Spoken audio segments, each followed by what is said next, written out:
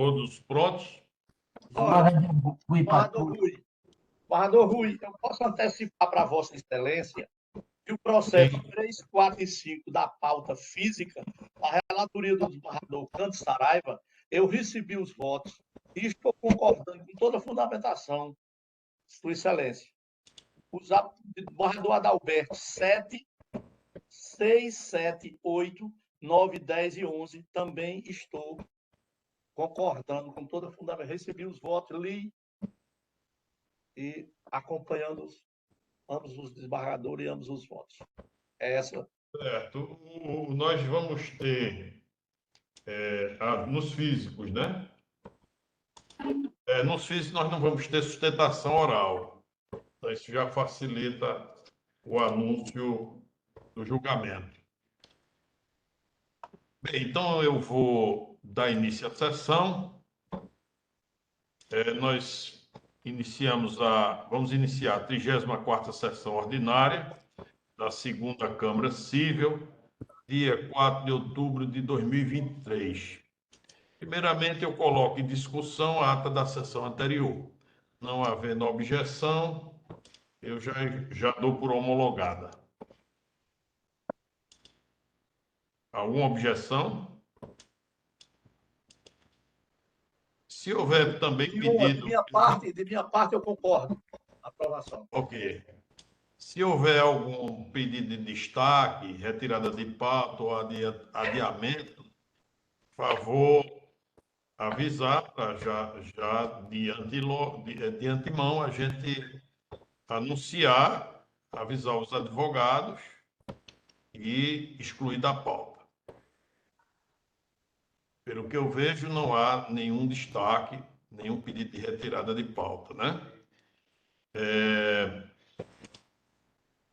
Eu confirmo também, para adiantar com os advogados presentes, que nós vamos ter sustentação oral nos processos eletrônicos 1, 2, 3, 4, 6, 7, 9, 10 e 12 da pauta eletrônica. Nenhum da pauta física. Então, de antemão, desde já aviso aos advogados, e se houver mais algum processo, por favor, anuncie. E com relação aos de sustentação oral, que eu acabo de chamar, eu aviso que vou chamando na ordem de preferência. Só a de preferência primeiro os processos do desembargador Adalberto, que é componente de outra Câmara e tem outros afazeres, agora presidente também do TRE, a nossa alegria, que eu parabenizo por essa sessão. Obrigado, desembargador.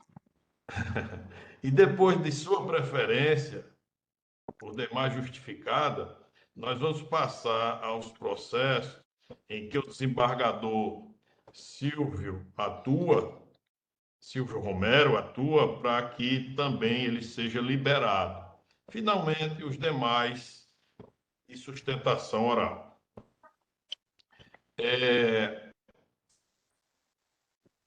Então, eu vou passar primeiramente com a licença, autorização dos demais vogais, eu vou fazer o anúncio dos processos eletrônicos unânimes, em que não há sustentação oral. São os processos 3, 4 e 5 da pauta física. Então, eu vou passar a fazer logo o anúncio para liberar algum interessado, algum advogado que esteja acompanhando a sessão. Então, os processos 3, a pauta é da relatoria do desembargador Cândido Saraiva, tem a apelação civil 48165, lista 86, 2007, em que são partes Marcelo Antônio Romaguera Maia e apelado Thelma Freire Vieira da Cunha.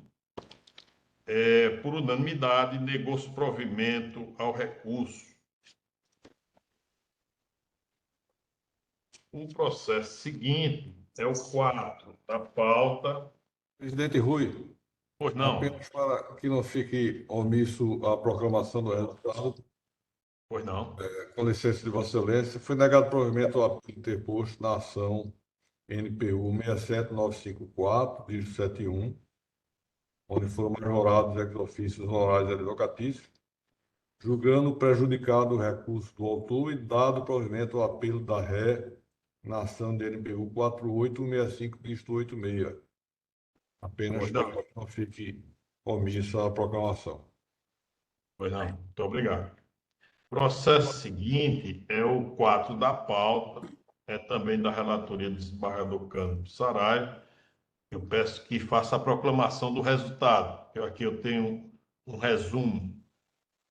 Já foi feito, Eduardo, na proclamação anterior, porque eu me referi a ambos os processos. Tá, certo, certo. Foi negado provimento ao apelo da NPU 67954 de 71, majorados honorários advocatícios, e julgado prejudicado o recurso do autor e dado provimento ao apelo da ré na ação NPU 4865 de 86. Essa proclamação abrange os feitos de número 3 e 4 da pauta física. Certo. Vossa Excelência também pode fazer a proclamação do 5 da pauta física. Pois não, Osvaldo. O feito número 5 da pauta é o reexame na apelação 488-166-7, sendo apelante a Sul América, Companhia Nacional de Seguros e apelados Edson Bandeira da Silva e outros. Meu voto é acolher na preliminar de incompetência da Justiça Estadual, nos moldes do tema 1011 do Colendo do Egrégio Supremo Tribunal Federal, restando prejudicado o julgamento e das demais questões aventadas na apelação. Certo. Finalmente, eu passo a palavra à presidência, na verdade, dos trabalhos, ao desembargador Adalberto, uma vez que eu não participo do julgamento dos demais processos físicos. E eu também informo ao desembargador Adalberto que pode fazer a proclamação, porque não há sustentação oral, exceto, evidentemente, se houver algum pedido de destaque, algum debate, mas, pelo que me consta, então, poderia haver essa proclamação dos que foram votados unanimemente. Passo, então, a presidência ao desembargador Adalberto. Por não agradeço a atenção, desembargador, e chamo de novo o feito número 7 da pauta, embaixo de declaração 188, dígito 91, do ano de 2002. Embargante Luiz Henrique Américo de Miranda e outro. Embargado Banco do Brasil S.A. Proclamo o resultado. A unanimidade de votos foram rejeitados os embargos de declaração nos termos do relator.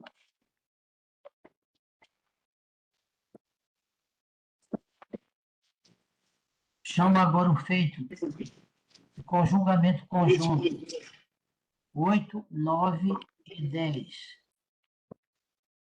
Embargo de declaração. Embargante Helena Amorim Batista Belo, embargada Verônica de Jesus Mota do Rego Barros e outros. Feita a minha relatoria, proclamo o resultado. A unanimidade de votos não se conheceu dos embargos, negando-lhes provimento nos termos do voto do relator.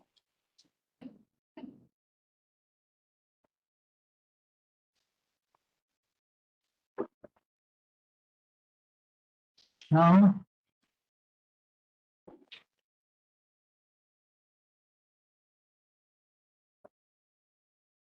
na sequência,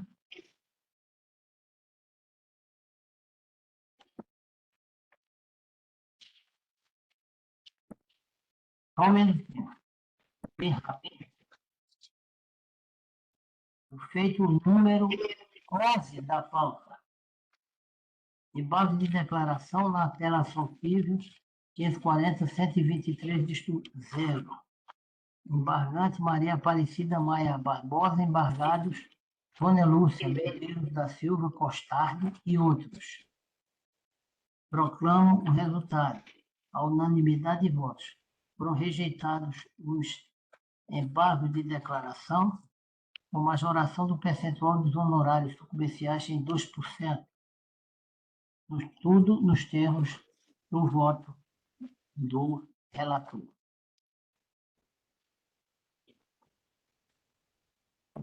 Então, são esses, presidente, os votos de minha relatoria.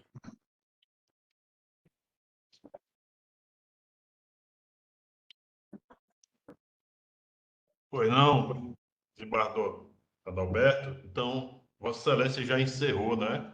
Fica adiado, então, o 1, 2, 1 e o 2 da pauta, é isso? Presidente Rui, eu acredito que está vendo aqui, porque o desembargador Humberto Vasconcelos pediu vista dos feitos de número 1, 2 e 6 da pauta física, após o voto do eminente relator, desembargador Adalberto Melo, em sessão anterior. Pelo que me consta, o eminente desembargador Humberto Vasconcelos está presente e colocou o feito, liberou o feito para julgamento, salvo engano. Que consta hoje no número 1 e 2 da pauta, presidente. 1, 2 e 6, não é isso? São 3 feitos. 1, 2 e 6. Presidente, realmente o desembargador Humberto tem razão. Eu vou esclarecer. O feito número 6 foi objeto, o feito número 6, que é apelação 44.453, dígito 40, de 1997, o número do dígito em 052 1182, dígito 7. Esse feito número 6 foi objeto de um pedido de desistência do recurso de apelação. Em consequência, na ata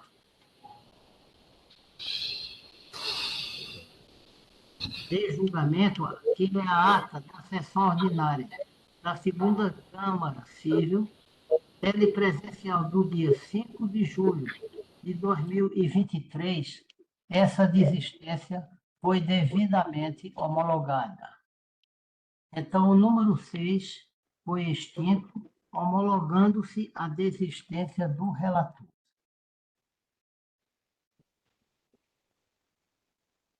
O que ele vai fazer com ele? Ah, tá com o Humberto. Mas aí, cadê, né?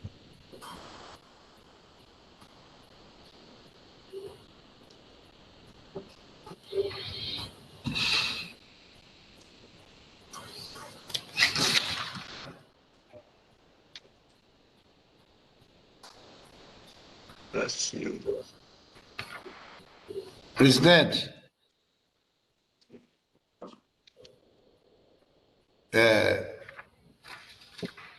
eu preparei o voto pertinente aos processos 1, 2 e inclusive o 6, onde eu quero fazer um destaque de preliminar a respeito dos efeitos do pedido dessa desistência. Porque eu me recordo que na sessão, quando eu pedi vista, eu não havia concordado com parte dessa homologação de desistência no que diz respeito a uma conclusão que talvez pudesse fazer com que as partes imaginassem que a empresa que pediu desistência do apelo estivesse concordando com as outras consequências da ação principal. Eu só queria fazer, quando for me dada a oportunidade de iniciar a minha exposição a respeito desses 3 processos, fazer esse destaque também a respeito dos efeitos do pedido de desistência da apelação na mencionada ação cautelar objeto número 6, né? Porque até onde eu me recordo, e talvez, se for necessário, a gente remanescer nas notas taquigráficas, nós poderemos ver isso, houve uma certa confusão a respeito dos efeitos desse pedido de desistência. Então, era essa anotação, né? E proferir o voto em conjunto desses 3 processos, que eu posso fazer de forma sintética, se ele for ser objeto de pedido de vista de Sua Excelência, ou de mais, ou até do próprio desembargador Adalberto. Se for objeto, eu vou fazer uma leitura perfunctória, superficial, do voto com esta observação de voto preliminar, quanto ao pedido de desistência, e com as outras 2 questões preliminares que dizem respeito à nulidade da decisão em razão da prevenção, onde o desembargador Adalberto substituiu o desembargador Alberto Virgínio, e também a preliminar a respeito do deslocamento da competência, além do mérito. Então, o meu voto está abraçando o processo em todos os processos, e está bastante lúcido nesses pontos. Então, se for o caso de Vossa Excelência chamar os 3, eu faço uma leitura sintética de todo o voto e me ponho à discussão, ou, se houver pedido de vista, a discussão vai remanescer para uma próxima sessão, né? Como eu estou instaurando divergência também, seguramente isso vai acontecer. Então, se Vossa Excelência chamou os 3 processos, ou quiser que eu chame, eu posso chamá-los. Viu, presidente? Sim, está ligado.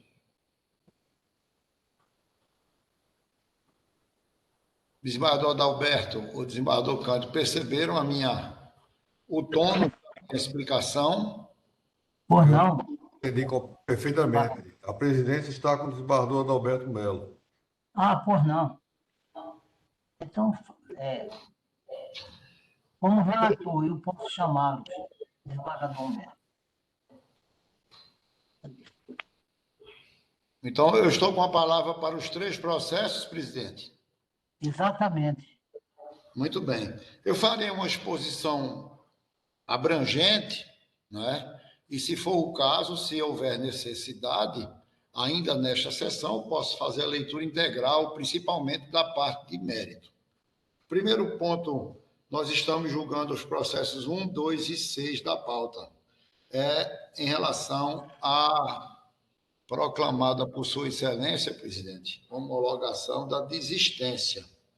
Eu não me oponho à desistência, obviamente, mas eu queria fazer um destaque, esclarecer que o pedido de desistência formulado pela parte apelante, no caso a Compesa, até onde eu percebi e anuí, restringe-se unicamente ao apelo interposto na presente cautelar, em razão da perda de objeto deste processo cautelar por decorrência da sentença de mérito proferida na ação principal. Tal pedido de desistência não implica, por óbvio, na desistência do apelo formulado na ação principal, nem, muito menos, no reconhecimento dos termos da sentença proferida no processo principal, tampouco no reconhecimento do pedido formulado pelos autores naqueles autos.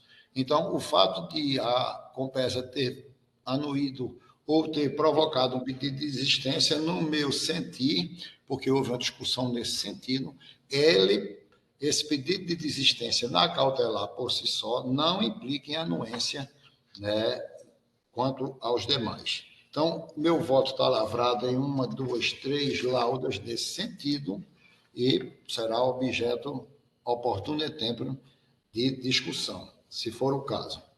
O segundo voto preliminar que eu trago a julgamento está ligado à nulidade de decisão em razão de prevenção, que é justamente onde eu acompanho Sua Excelência, o presidente Adalberto de Oliveira Melo, no sentido de entender como escorreita e isenta de nulidade a atuação de Sua Excelência, o desembargador Adalberto, como porta-voz desse órgão fracionário, de sorte que voto no sentido de acompanhar o voto condutor de Sua Excelência e desprover o agravo interno manejado pela Compesa, mantendo inalterada a decisão objurgada que desproveu os embargos de declaração nessa questão. Então, eu entendo que o afastamento de Sua Excelência, o eminente desembargador Alberto Virgínio, e a composição de Sua Excelência não traz nenhum prejuízo e nenhum vício de nulidade. Na terceira preliminar, que esta aqui é a respeito do deslocamento da competência, aí eu peço vênia a Sua Excelência para abrir a divergência. E o faço em 1, 2, 3, 4, 5, 6, 7, 8 laudas, notadamente por entender que é um caso cristalino de exemplo de incompetência absoluta das câmaras cíveis em razão da pessoa, dado o ingresso do Estado de Pernambuco no feito na qualidade de assistente e que a sua arguição prescinde de interposição de recurso, sendo claramente permitida a suscitação por simples petição, podendo, inclusive, ser declarada de ofício. O meu entendimento, e eu peço vênia a Sua Excelência, o eminente presidente, desembargador Adalberto de Oliveira Melo, é no sentido de que, no momento em que o Estado manifestou interesse na ação, quer por petição ou por simples petição, essa posição do Estado, por interesse econômico, quiçá jurídico também na causa, ela tem força, tem musculatura suficiente para deslocar a competência das câmaras cíveis para as câmaras de direito público. Juntei um generoso rol de jurisprudência e fiz argumentos nesse sentido, não é? E, ao final e ao cabo, nesta preliminar, eu voto no sentido de divergir de Sua Excelência, instaurando essa divergência, acolhendo a preliminar de deslocamento de competência interna corporis e, assim, determinando a redistribuição de ambos os recursos de apelação para uma das câmaras de direito público, notadamente porque a hipótese versa sobre recurso aviado contra a decisão na qual a Fazenda Pública atua como assistente, interesse do Estado de Pernambuco e em obediência ao regimento interno deste egrégio Tribunal de Justiça de Pernambuco, ex-vi, artigo 76, inciso 2, alíneas D e C do Código de Organização Judiciária, também combinado com o Código de Organização Judiciária, artigo 79, inciso 1. Eu vejo como uma matéria que poderia, deveria, inclusive, com todas as vênias, ser arguída de ofício. O interesse do Estado de Pernambuco na causa é evidente, é patente, o que, naturalmente, faz com que a competência seja ou deva ser deslocada.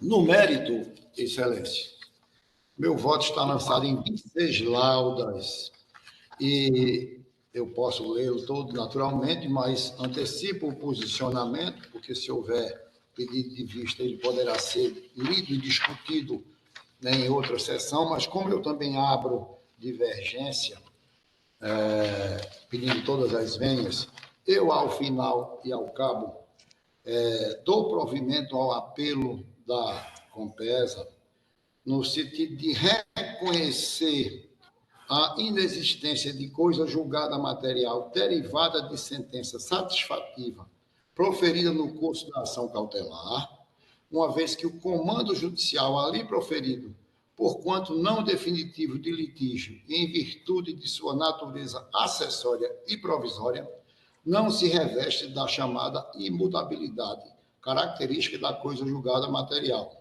E assim, por entender que o que foi decidido na ação cautelar, eu trago uma argumentação extensa e modestamente intensa e também um alinhavo bastante consistente de jurisprudência, que aquela decisão aurida nas ações cautelares não tem o condão de se transformar, digamos assim, em um título executivo apto a substanciar a a ação principal, né, de se transformar numa ferramenta de execução, a ação principal. Prescindiria de um conjunto generoso de provas nessa ação principal. Até porque a parte expressa da ação cautelar foi no sentido de que lá nos primórdios desse processo, que já é longevo e bastante intenso, foi no sentido de que as empresas apeladas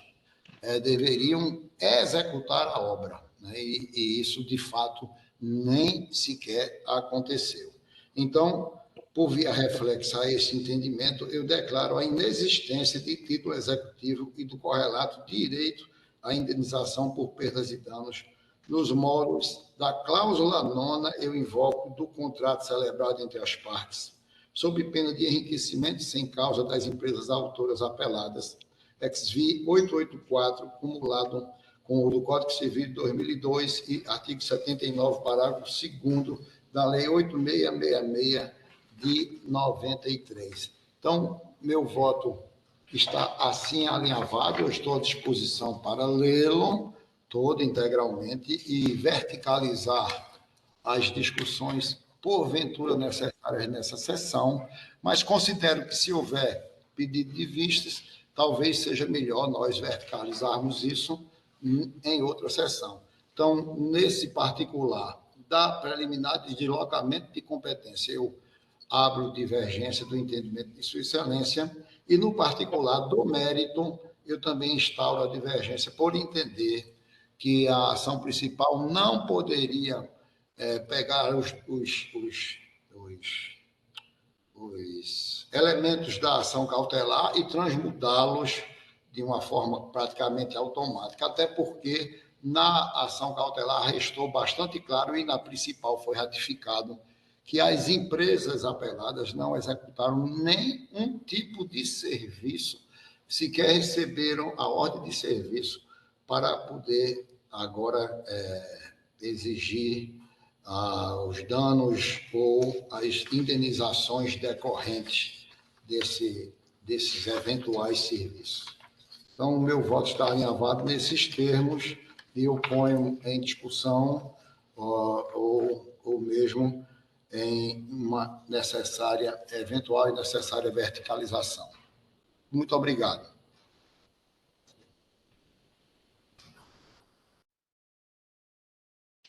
Eu indago dos senhores, desembargadores, se há interesse em pedido de vista, como sugeriu o eminente desembargador Humberto. Presidente Adalberto, eminente desembargador Humberto Vasconcelos, eminentes pares, senhores advogados, há uma divergência estabelecida no julgamento deste recurso de apelação, e essa divergência ela abrange não apenas a preliminar de competência desse órgão em virtude da intervenção anômala formulada pelo Estado de Pernambuco, que eventualmente acarretaria a remessa dos autos às câmaras de direito público, e há também a divergência no tocante ao mérito, na medida que o eminente desembargador Adalberto, na condição de relator, nega provimento ao recurso, e o desembargador vogal, Humberto Vasconcelos, está dando provimento ao recurso. Dentro dessa circunstância, me parece oportuno que um pedido de vista para verticalizar ainda mais a matéria, desde já registrando que nós teremos que examinar a conveniência, a oportunidade de se instaurar uma Câmara expandida, eventualmente para exame, inclusive, da preliminar, a matéria da competência.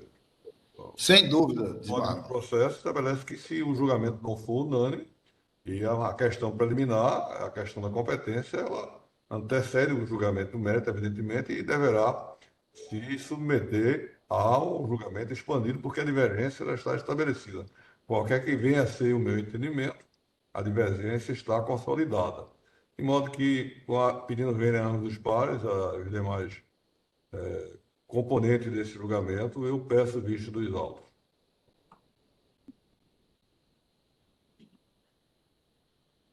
Desembargador Humberto Nogueira, está impedido, né? Então, desembargador Silvio Romero. Eu acho que eu não voto nesse processo. Quem? Presidente Adalberto, o Quem está me julgamento dizendo? desse processo está composto por Vossa Excelência, Tem o razão. desembargador Humberto Vasconcelos e a minha pessoa. Eu pensei que era. Eventualmente, após o meu voto vista, que teremos a possibilidade de convocar a Exato. Câmara expandida. Exato. Obrigado. Então, fica, então, o julgamento suspenso para apreciação do eminente desembargador Cândido a respeito do pedido de vista por Isso. ele formulado. Perfeito, presidente. Perfeito. Isso. Muito bem. Eu penso que eu não tenho mais processos nessa augusta composição, não é, desembargador Adalberto, desembargador Cândido? Exato. Não. Muito bem. Então, eu peço licença às suas excelências e aos demais presentes, né, para me ausentar. Obviamente, o processo já é objeto de vista para sua excelência, o eminente desembargador Cândido Saraiva, e, naturalmente, todas as questões serão objeto ainda de verticalizada discussão, né? E depois, quem sabe até, não nesse caso já, talvez se abra a expansividade necessária. Então, peço licença para me ausentar. Por não, desembargador Humberto. Licença concedida. Forte e fraterno abraço e parabéns pela assunção do TRE. Está em excelentes mãos, né? Fraterno abraço, amigo. Agradeço a Vossa Excelência e a todos os demais. Devolvo, então, a presidência ao membro da turma, não é? Desembargador Cândido Saraiva. Desembargador Alberto, presidente, é o desembargador Rui Trezena. Rui Patu. Rui Patu. Pois não, desembargador Rui Patu. Muito obrigado, desembargador Adalberto. Boa sorte na nova gestão. Obrigado, desembargador. Bem, agora, dando continuidade ao julgamento dos processos eletrônicos, eu passaria a proclamar o resultado dos processos unânimes em que não há sustentação oral. Pelas minhas anotações, nós temos o processo número 5, 8, 11 e 13. E com a licença dos demais vogais, eu pergunto se eu posso fazer a proclamação do resultado. Presidente Rui Patu, peço licença para me retirar da sala. Não, desembargador. Forte abraço. Muito obrigado. De minha parte, pode desembargador Rui Patu. Ok. Igualmente. Certo. Qualquer complementação, por favor, me corrijam. Então, eu passo a chamar agora o processo número 5, é uma apelação civil 5681/45/2022, em que são parte Sul América Companhia de Seguro Saúde e Vitor Hugo Gomes do Nascimento, por unanimidade, negou-se provimento ao recurso. O processo seguinte é o 8 da pauta, é a apelação civil 19783/2016, em que são parte Sul América Seguro Saúde e Felipe de Andrade Café. Também por unanimidade, negou-se provimento ao recurso. O processo seguinte é o 11 da pauta, é a apelação civil 62417/59/2017, que são partes quanto à administração limitada, Anselud, Bernardo Teixeira de Vasconcelos Reis Pereira, Bruno de Vasconcelos e, no polo passivo, Silvio de Biase Siqueira Campos. Também por unanimidade, negou-se provimento ao recurso. O processo seguinte é o 13 da pauta,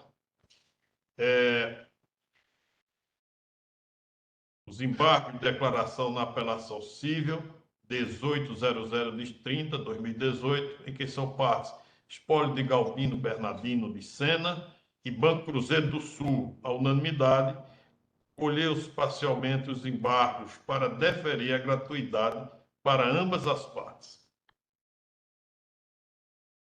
Bom, passamos agora aos processos com sustentação oral. Como eu falei no início da sessão, vou chamar os dois processos em que o desembargador Silvio Romero faz parte da Câmara para que Vossa Excelência seja liberada. Sua Excelência seja liberada. Então, eu passo agora a chamar o processo número 4 da pauta eletrônica.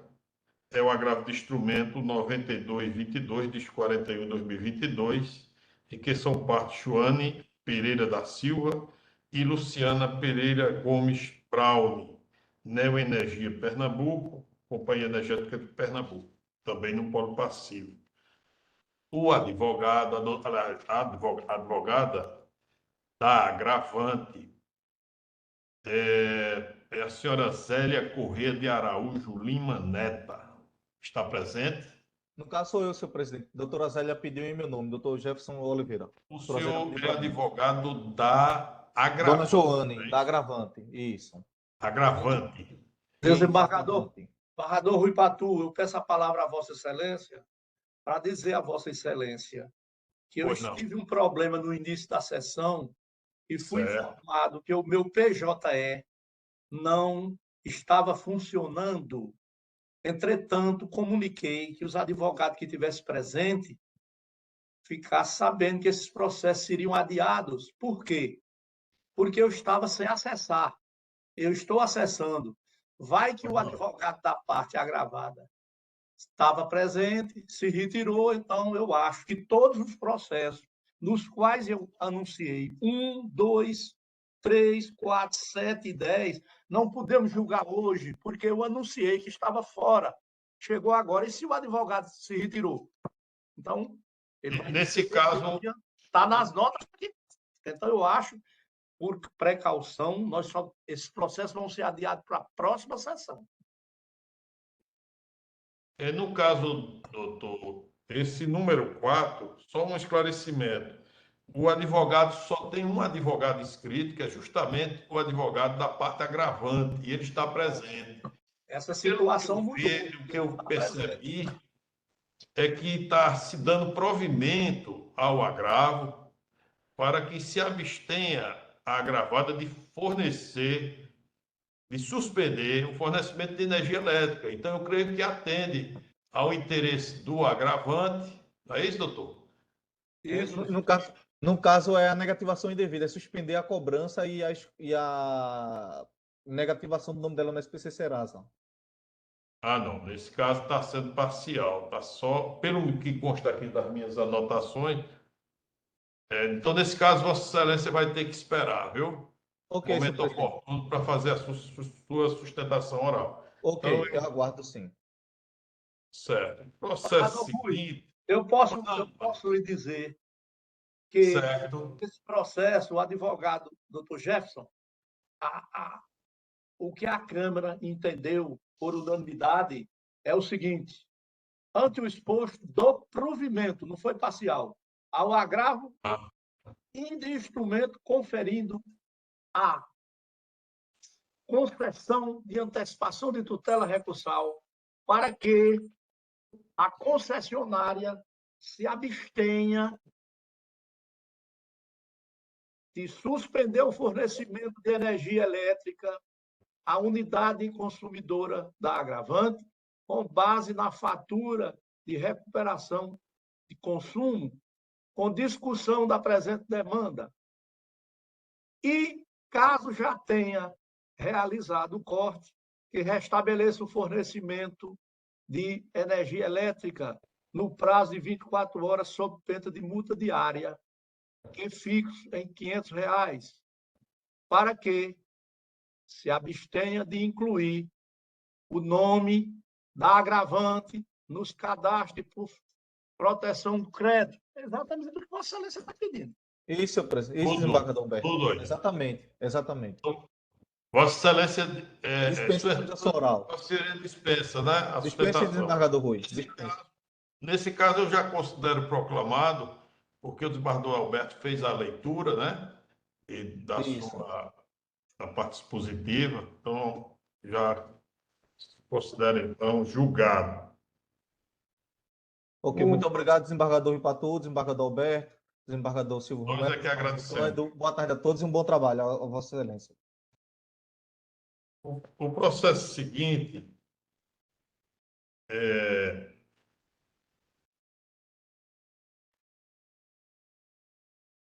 o 9 da pauta, da minha relatoria, em que o agravo de instrumento 2585 disto 40, 2023, em que são partes da Energia Pernambuco, e é o Cias Ferreira da Costa. A doutora, como escrita aqui, representando a parte agravada, doutora Marina Eugênia Costa Ferreira, está presente? Desembargador Rui, estou presente. Doutora Marina, por favor, se identifique com o nome, OAB e a parte que representa. Certo. Primeiramente, boa tarde, desembargadores. Meu nome é Marina Eugênia Costa Ferreira e o número da minha OAB é 32798. Eu represento a parte agravada, Elcias Ferreira da Costa. O agravo de instrumento que foi interposto pela Neoenergia teve como objeto derrubar, né, a liminar que foi concedida no primeiro grau. Doutora, Oi. eu só pedi para a senhora se identificar. Veja só, a senhora representa a parte agravada. A senhora representa a parte agravada, né? Isso. E eu estou negando provimento ao recurso Ah, com ok. anuência de todos os demais julgadores. Então, a Vossa Excelência Vossa Senhoria ainda tem interesse? Não, nesse caso eu dispenso a sustentação oral. Muito obrigado, desembargador. Obrigado também. E desculpe que eu prossegui. Claro de quê? Nesse caso, eu creio que o desembargador Silvio já está liberado, não é, desembargador? Eu agradeço a atenção de todos os senhores e peço licença. E próxima semana estarei de volta também a essa câmara. Muito obrigado. Ok, nós é que agradecemos. Muito obrigado, saúde e boa tarde. Bem, voltando à ordem, eu vou chamar agora o número 1 da pauta, mas é da relatoria do desembargador Alberto. Então, nesse caso, fica adiado esse processo para data oportuna, não é isso, desembargador Alberto? A próxima sessão, verifica. A próxima sessão. A próxima Muito bem. sessão. Ok, então já fica incluído para a próxima sessão. Em razão do problema técnico no sistema do PJE. Da mesma forma, o número 2 da pauta é a apelação civil 2315, disto 79, 2014, também da relatoria do desembargador Alberto Nogueira Virgínio, fica adiado também, pela mesma razão, para a próxima sessão. O processo seguinte também é o agravo de instrumento 11871, disto 81, 2019, da relatoria do desembargador Alberto Nogueira Virgínio. Também, nesse caso, aqui eu vejo que a parte agravada, a doutora Renê Patriota, está presente. Solicitou a... Cadê Caio? Pois não? Doutora Nossa. Renê? Não, você pode informar. Porque eu estou entrando, esperando. Doutor Geraldo, seu microfone está ligado. Não tem nota de. Como é o nome? Doutor Geraldo? Seu microfone. Ah, tá certo. Bem, doutora Renê Patriota está presente. Não me consta, né, doutora Ana? Não, presidente, não está Então, eu presente. vou proclamar o resultado. Por unanimidade, negou-se provimento ao recurso.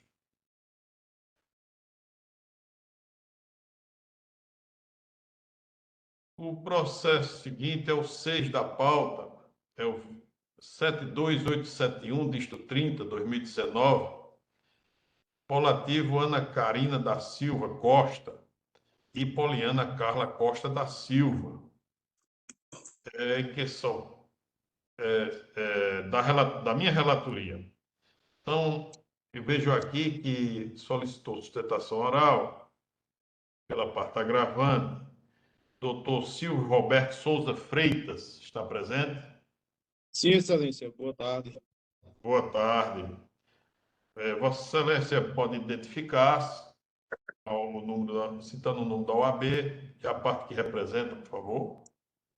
Excelência, Silvio Roberto Souza de Freitas, OAB 14468-PE.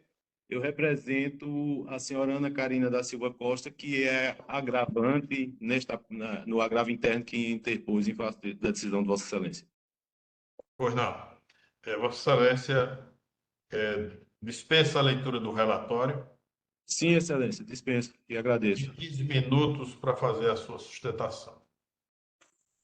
Excelentíssimo senhor desembargador Rui Batu, presidente desta colenda da segunda Câmara e também relator deste recurso. Por favor, liga a câmera, doutor. Desculpe. Só um minuto, que eu me atrapalhei aqui no telefone. Peço desculpas, que o sinal aqui no computador do escritório está muito ruim. Eu vou só...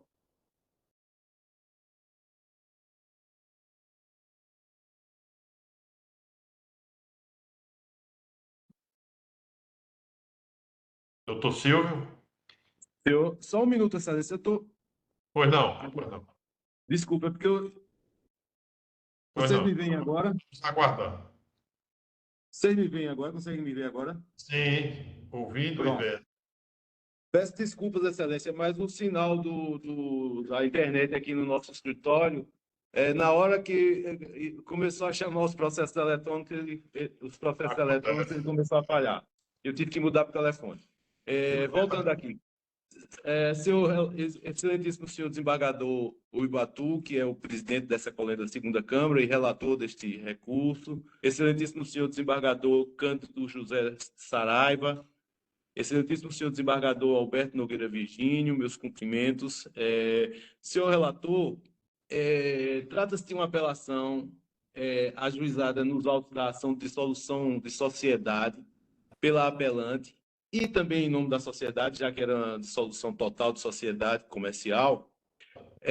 E a decisão hostilizada da Lavra de Vossa Excelência, inicialmente ela negou um pedido de gratuidade que nós formulamos na interposição do recurso de apelação. E ao fundamento de que, quando nós ingressamos com a ação originária, nós recolhemos as custas iniciais, o que militaria contra a presunção o pedido de reconhecimento da hipossuficiência. Mais adiante, Vossa Excelência alude também à declaração de imposto de renda da senhora Ana Carina, que foi acostada como justificativa para o pedido de isenção de recolhimento. E, nesse momento, nós fizemos um pedido, nós desistimos do pedido de gratuidade, ainda que com dificuldades por parte da agravante, e nós formulamos um pedido de parcelamento dessas custas. Nós reiteramos, justificamos o pedido de gratuidade, uma vez que o recurso havia sido interposto quando já decorridos 2 anos do ajuizamento da demanda. A dissolução da sociedade transcorreu de forma bastante tumultuada. A agravante e apelante, em que pese ter sido vencedora na maior parte dos pedidos, ainda não logrou ter o seu patrimônio recomposto e experimentou diversos prejuízos, inclusive com custos pessoais para recompor. E no ajuizamento da demanda, Excelência, o que justificou o pagamento das custas, inclusive com recursos de terceiros, ela foi socorrida pelo pai na ocasião, é que, como os poderes societários eram idênticos e em igualdade de condições, a sócia apelada utilizava desses poderes para causar prejuízos, inclusive perante instituições bancárias. Então, nós tínhamos muita urgência em obter um provimento uma decisão antecipatória que sustasse esses efeitos, no que inclusive logramos êxito, porque houve a contratação de consórcios, houve a contratação de empréstimos, houve uma série de prejuízos causados à sociedade e à agravante. E nessa ocasião nós pedimos o parcelamento das custas, para que ela pudesse pagar, inclusive porque ela não atua mais como titular dessa empresa, ela atua como funcionária de uma prestadora de serviços, e acostamos, na ocasião, os comprovantes de rendimentos dela.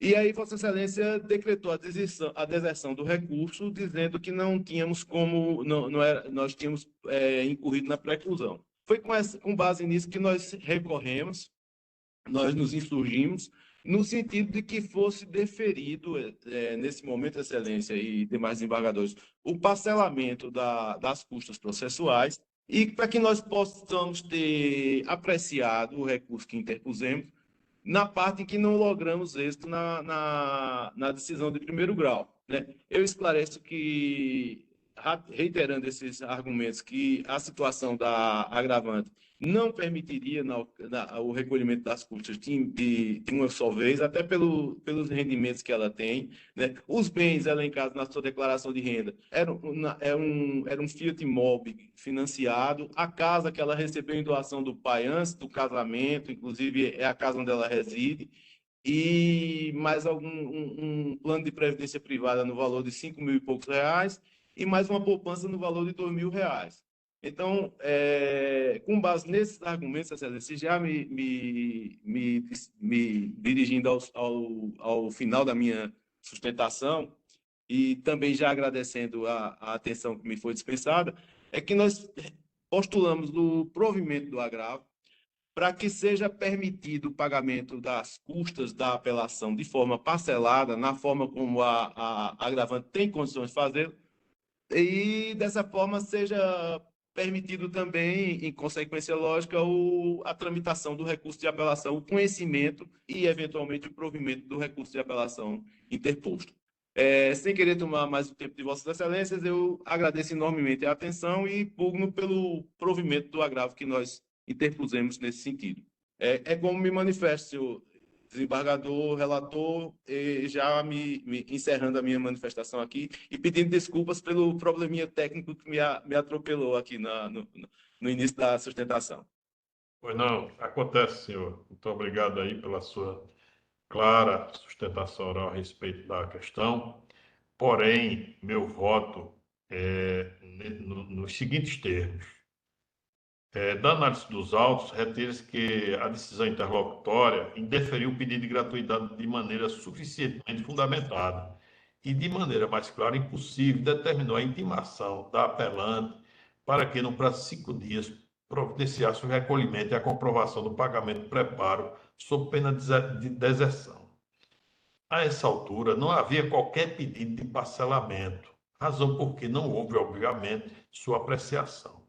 Como se sabe, decisões monocráticas do relator desafiam o recurso de agravo interno, porquanto, se a parte não manejar o correto espécime recursal, dá ensejo à preclusão, o que, em regra, impede a modificação do deciso. Artigo 507 do CPC.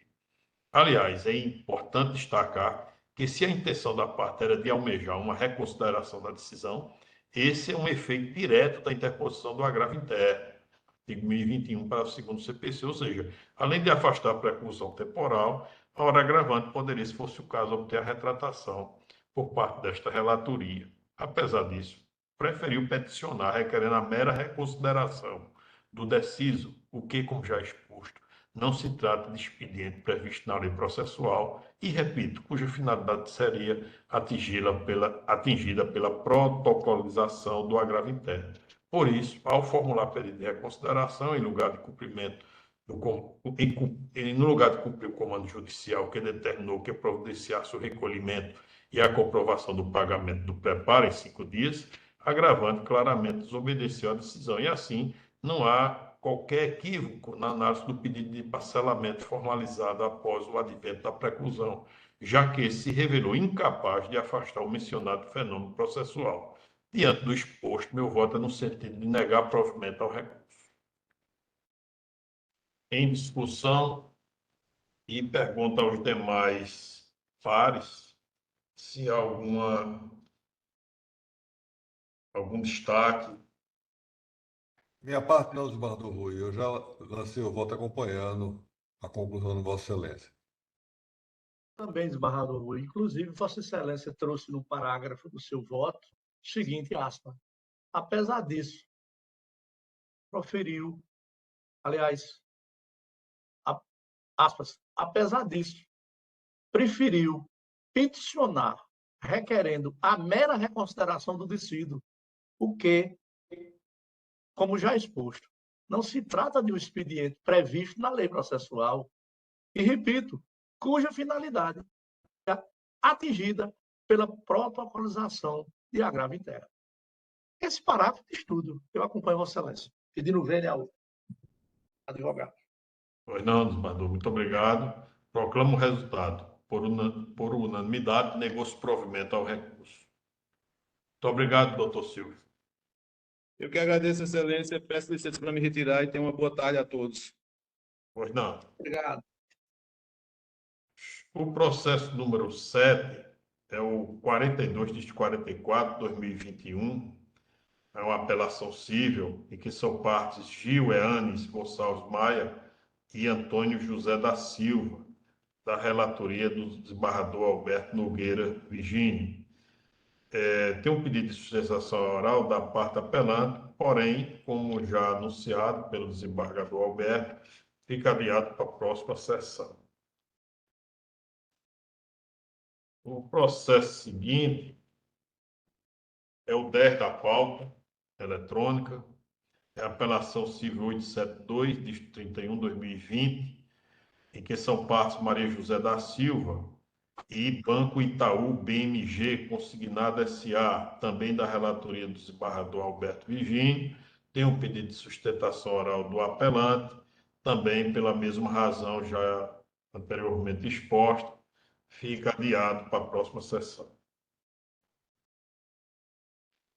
O seguinte é o 12 da pauta, é o agravo do instrumento 13423, de 42/2023, em que são parte Gauni, Cabo Empreendimentos Limitada, Gauni 4, Empreendimentos Limitada, e P2W, Companhia Global de Varejo, da relatoria do desembargador Cândido Saraiva. Nesse caso, pede sustentação oral pela agravante. O doutor João Alberto Romeiro está presente? Presidente, presente, mas no caso aqui agravada, no agravo de instrumento. Agravada, Americanas né? do grupo B2W. Pois não, está retificado pela agravada, então. Eu peço a Vossa Excelência que se identifique pelo nome OAB e parte que representa. Gente, meu nome é João Alberto Romero, OAB-RJ 84487. Eu represento a gravada Americanas S.A. do grupo B2W. Pois não. Eu pergunto se o advogado da parte agravante está presente. Está presente sim, Excelência. Pois não, eu não vi aqui o seu nome como inscrito, mas como Vossa Excelência está presente, eu pergunto, tem interesse em fazer a sustentação? Tenho sim, Excelência. Então, nesse caso, Vossa Excelência terá preferência. Identifique seu nome, OAB e a parte que representa. Pois não. Guilherme Vanderlei Amorim, OAB Pernambuco, 49296. Originalmente, o doutor Gustavo Matos havia sido inscrito para realizar a sustentação oral, eu estou substituindo ele. Pois não. Vossa Excelência dispensa a leitura do relatório. Dispensa sim, Excelência. Pergunta que eu faço também ao doutor João Alberto. Senhor presidente. Então, doutor, Vossa Senhoria tem um prazo de 15 minutos para fazer a sustentação oral. Está com a palavra. Obrigado, Excelência.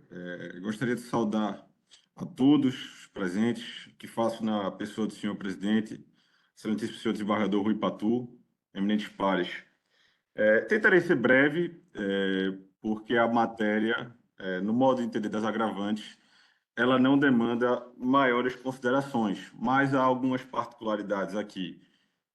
que foram omitidas na instância originária, que ensejaram a decisão agravada.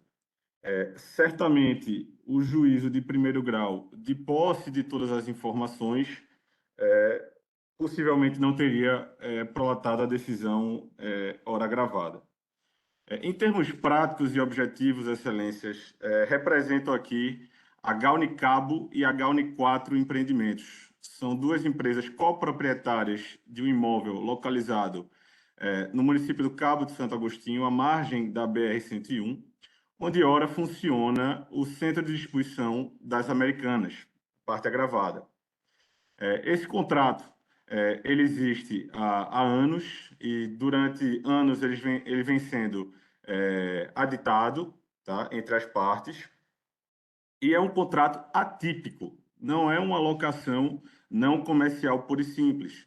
É um contrato comumente chamado de build to suit, ou, em português, construído sob demanda.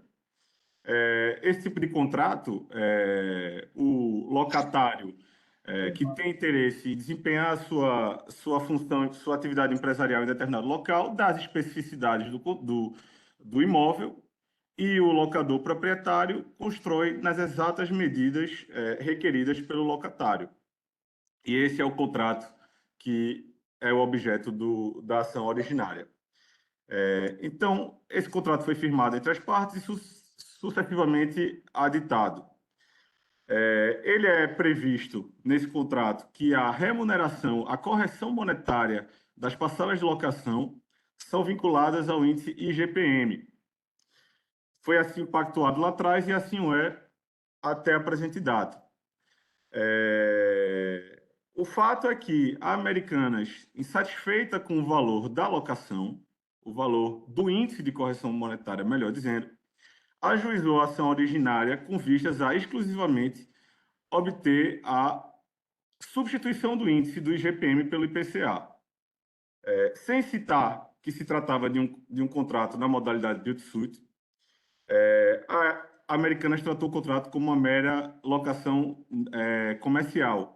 E aí, com base na tese da onerosidade excessiva, muito utilizada durante o período da pandemia, pleiteou, em caráter de tutela de urgência, liminar a substituição desse índice, o que foi deferido pelo juiz originário. Então, o agravo de instrumento, excelências, ele serve para restituir a realidade dos fatos.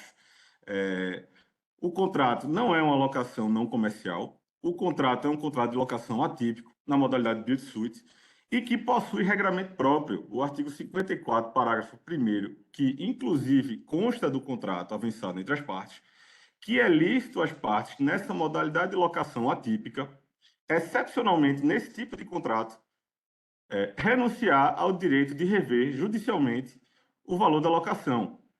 E aqui, certamente, a parte agravada dirá que não se está revendo o valor da locação, mas sim o valor do índice de correção monetária, mas isso é um sofisma.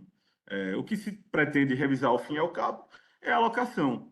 Então, nesse tipo de contrato, a lei é taxativa e específica, que se as partes, de comum acordo, anuírem em renunciar ao direito de revisar o valor da alocação, assim podem fazer. É muito específico. E o contrato objeto da alocação, no seu quinto aditivo, precisamente na cláusula 3.2, as partes, de comum acordo, avançaram expressamente, de maneira irrevogável e irretratável, em renunciar ao direito de discutir o valor da locação. E peço licença para ler o teor da cláusula, que assim diz: as partes declaram, de comum acordo, que não exercerão, durante o prazo mínimo estabelecido da locação de 10 anos, seus respectivos direitos de pleitear revisão judicial do valor do aluguel, e a locatária o de rescindir antecipadamente a locação, salvo pagando às locadoras a soma dos valores dos aluguéis mensais vencidos até o termo final da locação, tudo nos termos do artigo 54, parágrafo 1º da Lei de Locação. Então, fica muito claro, excelências, que a Americanas, quando celebrou o contrato com as agravantes, ela sabia exatamente que estava abrindo mão do direito de revisitar o valor das locações. E é importante pontuar também, porque isso é tratado pela agravada na origem e em contrarrazões, que o IPCA, que o IGPM não mais traduziria o melhor índice para a remuneração de um contrato de locação. Mas é importante que também fique claro que esse tipo de contrato, por não ser uma locação pura e simples, o valor da locação também está embutido o valor dos investimentos realizados pelo proprietário. E no caso concreto aqui, nós estamos tratando de um centro de distribuição, um complexo de galpões, de mais de 110 mil metros quadrados, onde foram investidos em valores históricos, 130 milhões, que trazendo a valor presente supera a cifra dos 230 milhões. Então, a parcela da locação, ela também serve para remunerar o investimento. É um valor que permite o empreendedor remunerar a quantia investida na execução da obra, bem como o período de uso e fruição do imóvel. Então, a discussão, e por esse motivo especificamente, a doutrina e a jurisprudência entendem que não há qualquer abusividade, nem cláusula potestativa, quando as duas partes concordam em renunciar ao direito de preferência. E trago, no bojo do agravo de instrumento, farta jurisprudência, inclusive no período de pandemia, que não obstante a alteração das condições comerciais ocasionadas pela pandemia, ainda assim a jurisprudência prepondera o fato de ser um contrato atípico, com legislação própria, e tem afastado os pedidos de revisão contratual em build-to-suit. Então, data vênia, isso foi omitido do juízo aquo, quando foi proferida a decisão agravada, e o objeto do agravo é justamente esse, restabelecer a realidade dos fatos. O eminente desembargador relator, atento para esse fato, suspendeu os efeitos da decisão, tá? Em decisão muito bem fundamentada, e o pedido da agravante é justamente que se confirme a decisão monocrática da eminente relatoria, no sentido de que se restabeleça as condições originalmente avançadas livremente pelas partes. São essas as considerações, excelências, que a parte agravante tinha para fazer.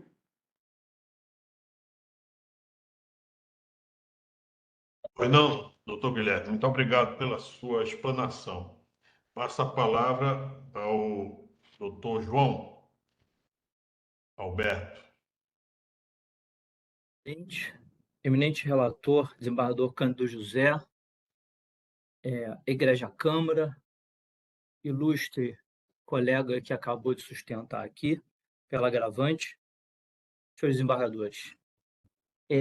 Trata-se, no caso, como já se viu, de um agravo de instrumento interposto pela GAUNI contra uma decisão que, em sede de ação revisional de aluguel não residencial, ajuizada pelas lojas americanas, aqui agravada, deferiu tutela antecipada para determinar a substituição provisória do índice de reajuste previsto no contrato, do IGPM, pelo IPCA a ser aplicado a partir do aluguel com vencimento em novembro de 2020. Muito bem, em resumo, as lojas americanas, que, como os senhores sabem, é fato notório, ela se encontra em processo de recuperação judicial, ela demonstrou que o contrato é um contrato muito antigo, com mais de 20 anos, um contrato celebrado entre as partes, e o valor do aluguel não representa o preço de mercado, que o contrato é de trato continuado, que houve a ocorrência, sim, de um evento imprevisível durante o ajuste, pela escalada enorme do IGPM, o índice que atualiza o contrato, em razão da pandemia da Covid, que assolou, né, o mundo inteiro, e, consequentemente, que houve, sim, uma onerosidade excessiva de uma das partes e a vantagem exclusiva da outra, sendo necessária, portanto, a revisão desse contrato na forma do que prevê, do que permite o artigo 317 do Código Civil. Diante das particularidades do caso, então, foi deferida, sim, a tutela antecipada em primeiro grau para determinar a substituição provisória do índice contratual, tal como foi requerido. Muito bem. Em seu agravo, a GAUNI, então, requer a reforma da decisão, baseando-se, em resumo, nos argumentos de que não caberia a revisão, porque não se trata de um contrato atípico, firmado na moldagem de build-to-suit, isso já foi dito aqui, construído sob demanda, especialmente para as necessidades da locatária, das lojas americanas, que haveria uma cláusula de renúncia à revisão do contrato e que a jurisprudência e a lei, em especial o artigo 54A, parágrafo 1º da lei do inquilinato, seriam contrários à pretensão do reajuste que foi deduzida nesta demanda. Foi, então, deferido, de fato, um efeito suspensivo a esse agravo de instrumento pelo eminente relator e aqui estamos para o julgamento do agravo. Muito bem, com todo respeito, esse agravo ele não merece provimento e deve ser mantida a decisão de primeiro grau, porque, como se demonstrou aqui no agravo de instrumento, e eu direi rapidamente para os senhores, estão previstos os requisitos necessários à concessão da tutela de urgência definida em primeiro grau. Como é sabido, o artigo 317 do Código Civil prevê a possibilidade de revisão dos contratos comerciais, não residenciais, quando um motivo imprevisível torna a obrigação contraída desproporcional à sua contraprestação.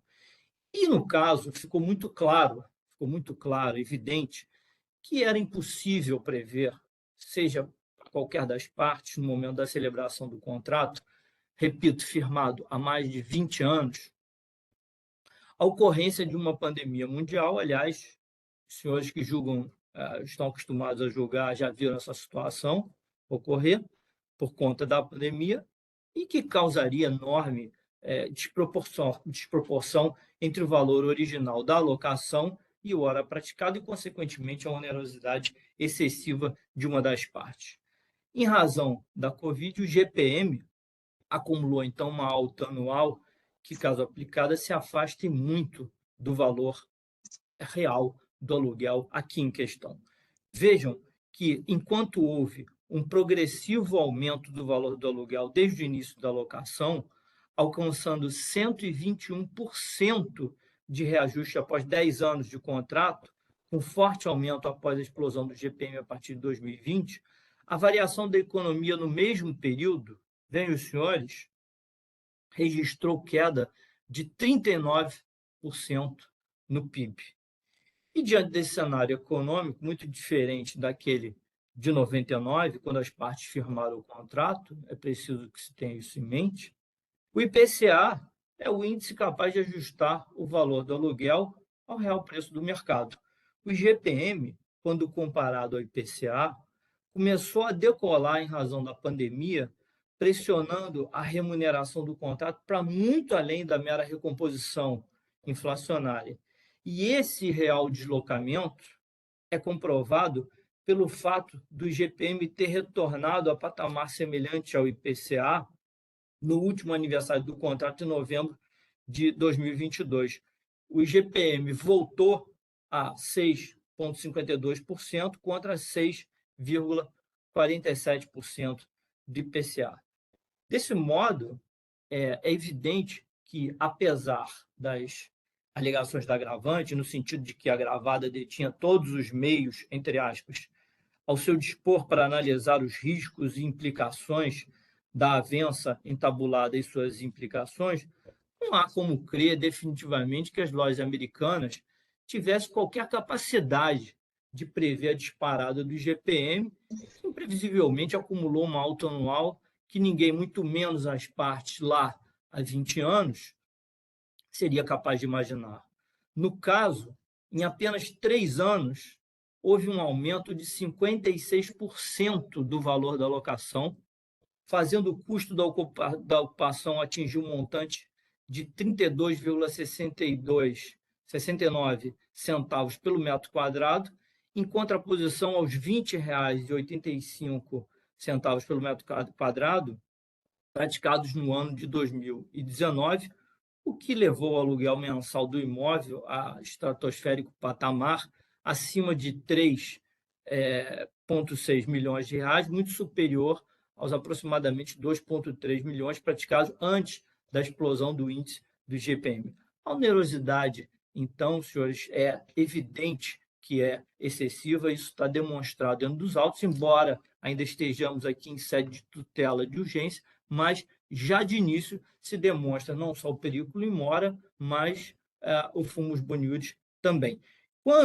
No mais, quanto à alegação da agravante de que não caberia revisão porque se trata de um contrato atípico firmado na moldagem de build to suit, o que haveria cláusula de renúncia à revisão, definitivamente essa circunstância deve ser mitigada em casos excepcionais, como de fato se verifica na hipótese. É um caso excepcionalíssimo e é daqueles contratos que foram atingidos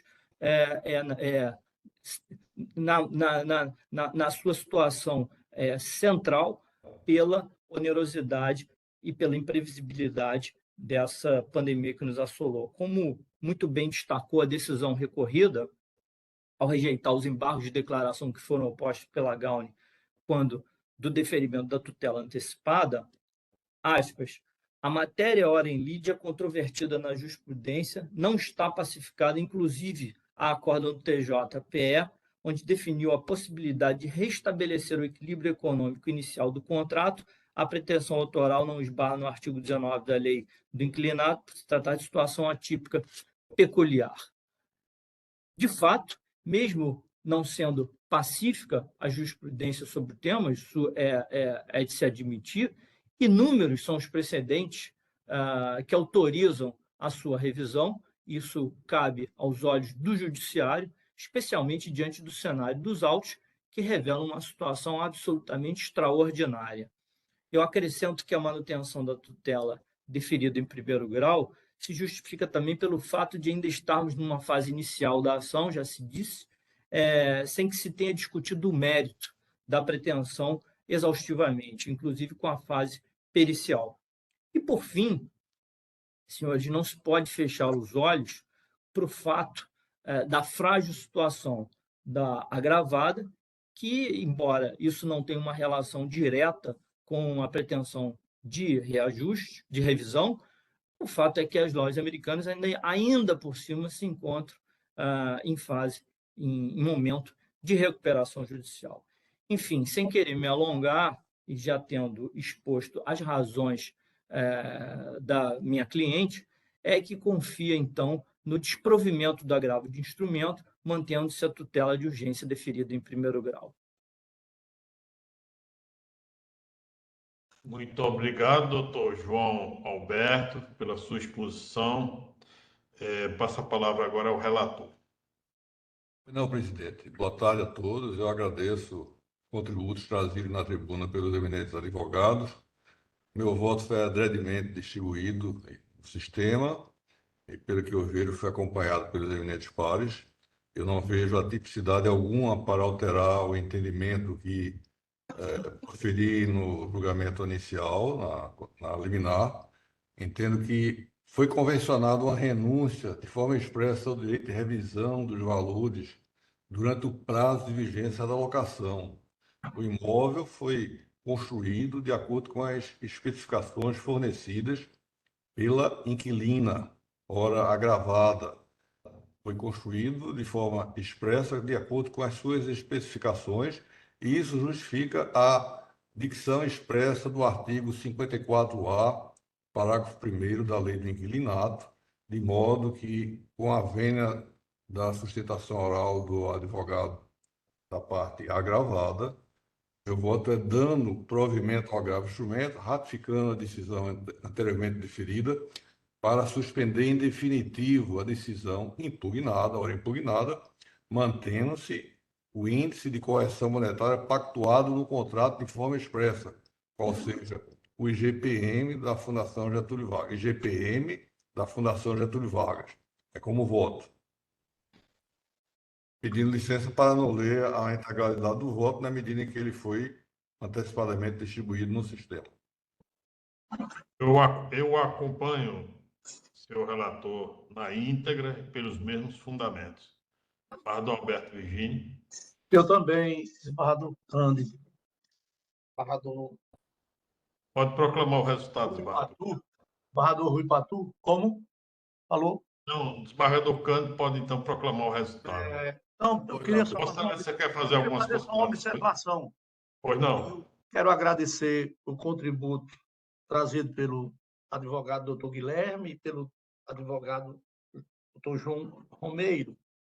Eu vejo, desembargador Rui Patu, no bem lançado voto do desembargador Cândido, quando o artigo 54, letra A da Lei do Inquilinato, estabelece 2 pontos.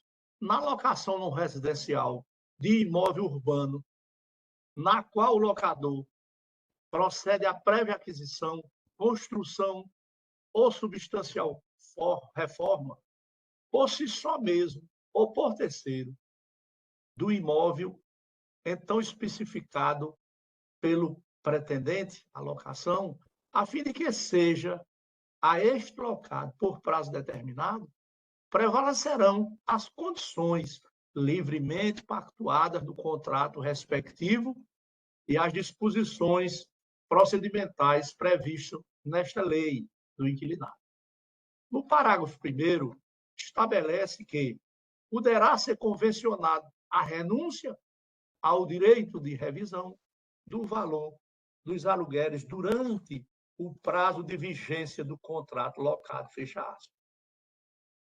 Eu vejo no voto do desembargador Cândido o seguinte: a modalidade do contrato, que, como disse o advogado, em português é contrato constituído sob demanda, estabelece, primeiro, a locação fora realizada nessa modalidade de contrato.